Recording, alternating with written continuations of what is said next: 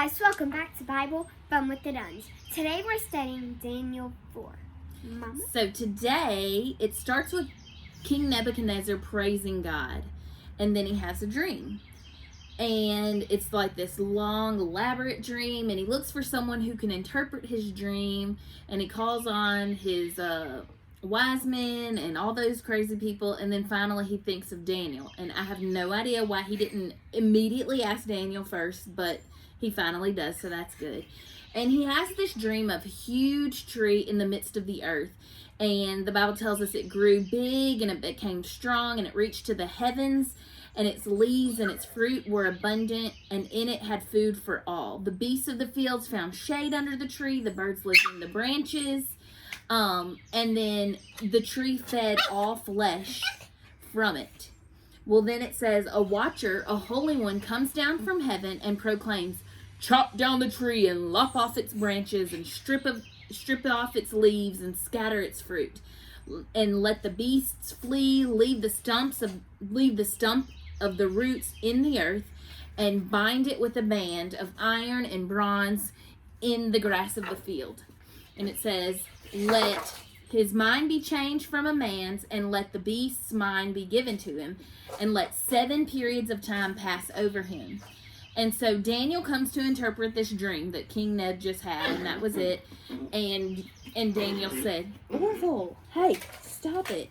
He wants to describe the dream, or maybe he's the beast. He's definitely a beast. Daniel's like, I sure wish this dream wasn't about you. I wish I could say it was about someone else. But he said, basically, the tree is you. You have grown and you have become a very strong leader. But it is a decree, it is a plan of the Most High that has come upon you.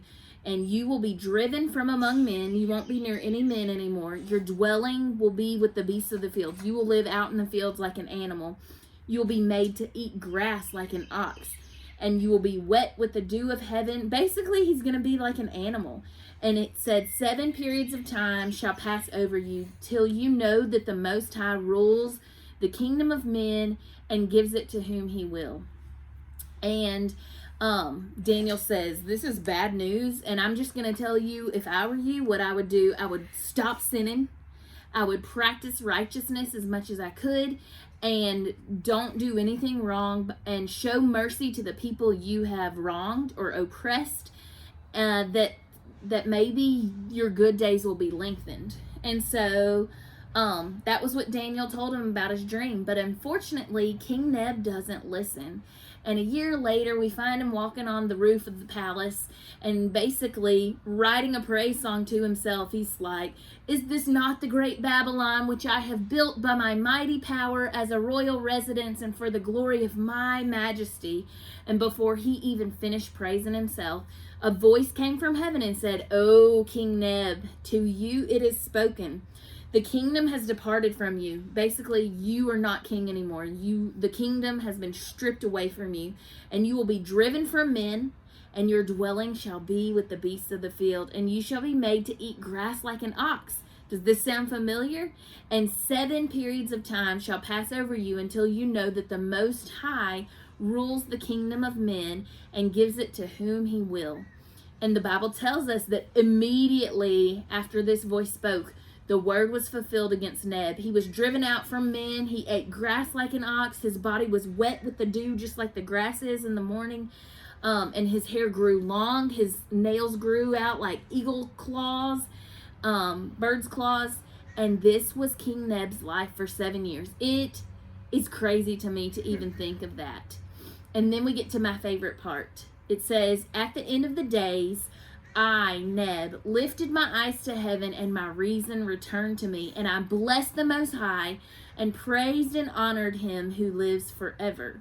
As soon as Neb was humbled, acknowledging who God is and what God has done, the Bible tells us that his whole kingdom was restored to him. His reason, his mind, he wasn't like an animal anymore. He thought like a man.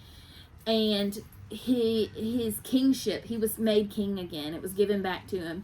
And he says, now I, Neb, King Nebuchadnezzar, praise and extol and honor the King of heaven.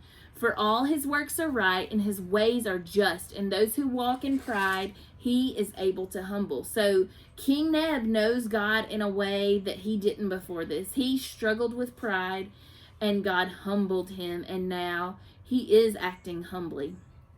So John, what was your takeaway from this chapter today? My takeaway was, I just think it's cool when someone interprets a dream.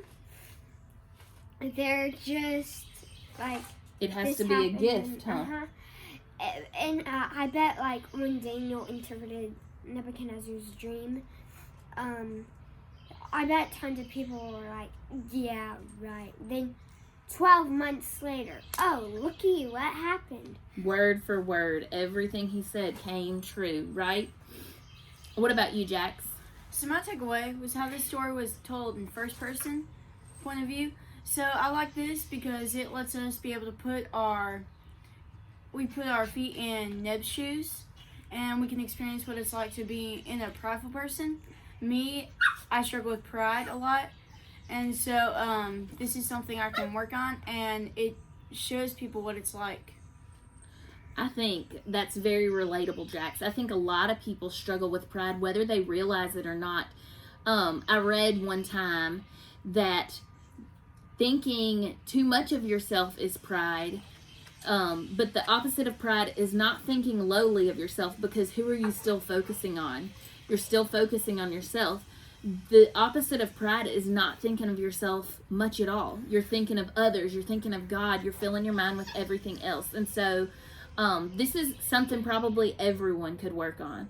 My takeaway today is the importance of us giving God the credit and the honor and the glory that is rightfully his.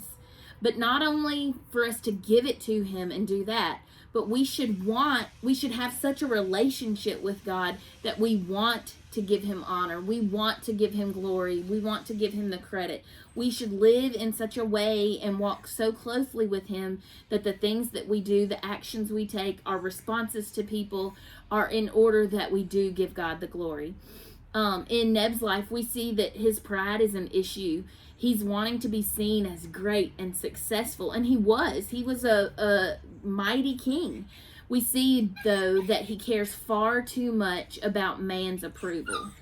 But what I have learned, and what we will all learn at some point, man's approval is not all that it's cracked up to be. People are not perfect, people are sinful, and people change their minds.